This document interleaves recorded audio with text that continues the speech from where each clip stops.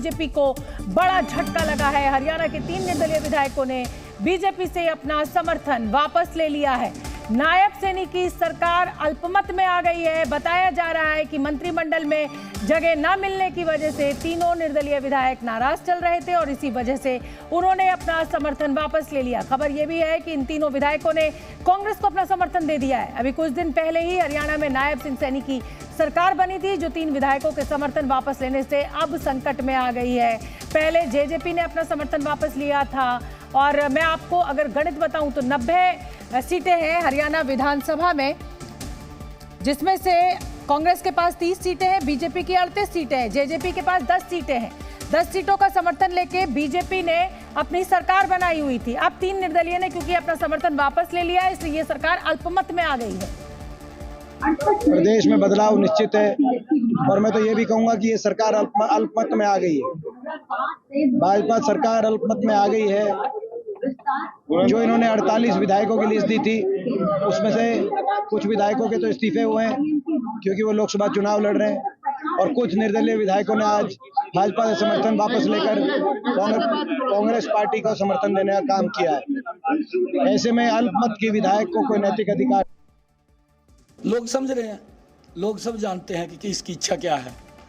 क्योंकि कुछ लोगों को, जैसे कांग्रेस है, कांग्रेस को जनता की इच्छाओं से मतलब नहीं है, उनको तो अपनी इच्छाओं से मतलब है कि हमने अपनी इच्छाएं पूरी करनी है।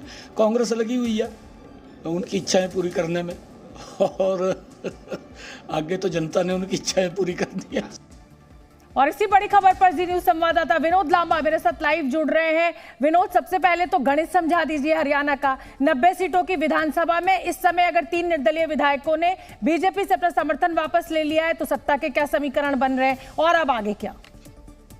देखिए शोभना, सीधा जवाब मैं अगर दूं आपको तो सरकार के पास नंबर है 43, नंबर चाहिए 45 और वो किस वजह से? 90 विधायकों की विधानसभा है, मनोहर लाल का इस्तीफा हो चुका है, उस पर आपका उपचुनाव हो रहा है। नायब सिंह सैनी जो कि मुख्यमंत्री हैं उस पर सीट पर लड़ रहे हैं। एक और इस्तीफा हुआ और इस्तीफा मंजूर हुआ, वो किसका हुआ? रणजीत सिंह चौटाला का, जो कि निर्दलीय विधायक थे, उन्हें भाजपा का टिकट मिला, वो लोकसभा चुनाव लड़ रहे हैं। तो 88 में से चाहिए कितने? 44 + 1 लगा के, यानी कि आधे, और 1 लगा के चाहिए 45 है। कितने? 40 बीजेपी के खुद के हैं, 2 उनके पास निर्दलीय हैं।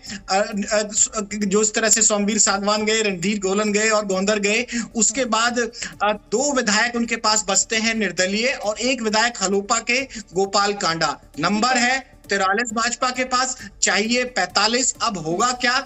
ये महत्वपूर्ण है कि किस तरह से सरकार को लेकर सवाल कांग्रेस ने उठाए हैं कि अल्पमत की सरकार है या राष्ट्रपति शासन लगना चाहिए, नैतिकता के आधार पर इस्तीफा देना चाहिए। लेकिन संख्या का जो गणित है वो बदलेगा और उसके बाद जब चुनाव के बाद आचार संहिता हटेगी, किस हद तक कांग्रेस आगे जाती है। कोई और निर्दलीय विधायक, क्योंकि जो नाम आज थे, राकेश दौलताबाद का भी नाम चला था, हम ये बिल्कुल नहीं कह रहे हैं कि राकेश दौलताबाद सरकार के साथ अब नहीं है, लेकिन जो शुरुआत में खबर, जेजेपी का क्या स्टैंड है? जेजेपी बिल्कुल सरकार से बाहर है और जेजेपी सरकार को सपोर्ट नहीं कर रही है। गठबंधन जेजेपी क्या जा सकती है? क्या कांग्रेस को जेजेपी समर्थन कर सकती है? क्योंकि कांग्रेस के 30 विधायक हैं, अगर ये 3 निर्दलीय मिले तो 33 हो गए, पर बहुमत के लिए 46 चाहिए। बिल्कुल ठीक कहा आपने कि पूरा जो संख्या गणित है उसके हिसाब से 45 निर्दलीय 45 जो विपक्ष के विधायक बनते हैं। लेकिन जो आपका सवाल था कि क्या कांग्रेस के जाकर कोई बड़ा स्टैंड जननायक जनता पार्टी लेगी, अभी तक की जो राजनीतिक घटनाक्रम रहे हैं, मुझे नहीं लगता कि कांग्रेस। विनोद, आप नजर बना के रखिए, स्थिति अब सियासी हो चली है हरियाणा में और अपने दर्शकों को समझा देते हैं कि गणित क्या कह रहा है, आंकड़ा क्या कह रहा है, सरकार बनाने के लिए किस पार्टी को कितनी सीटों की जरूरत होगी और क्या संभावना है। अब चूंकि हरियाणा में बीजेपी की सरकार अल्पमत में आ गई है, लिहाजा कांग्रेस को सत्ता में वापसी करने का मौका मिल सकता है। लेकिन सवाल यह भी है कि कांग्रेस हरियाणा में वापसी आखिर करेगी कैसे। हम आपको बता दें कि फिलहाल हरियाणा में कांग्रेस के 30 विधायक हैं। मतलब यह है कि अगर कांग्रेस को सरकार बनानी है तो जादुई आंकड़े 46 तक पहुंचने के लिए उसे 16 विधायकों की जरूरत होगी। फिलहाल 3 निर्दलीय विधायकों ने कांग्रेस का समर्थन दे दिया है। अगर बाकी बचे 3 भी कांग्रेस के साथ आ जाते हैं तो भी ये आंकड़ा 36 का होगा।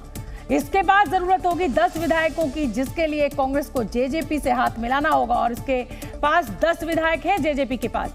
ऐसा होने पर कांग्रेस के 46 विधायक हो जाएंगे और वो हरियाणा में सरकार बना सकती है। तो कुल मिलाकर अब क्योंकि बीजेपी की नायब सैनी सरकार अल्पमत में आ गई है, तो कांग्रेस के लिए क्या संभावना है, ये आने वाले दिनों में तस्वीर साफ होगी। जी न्यूज़।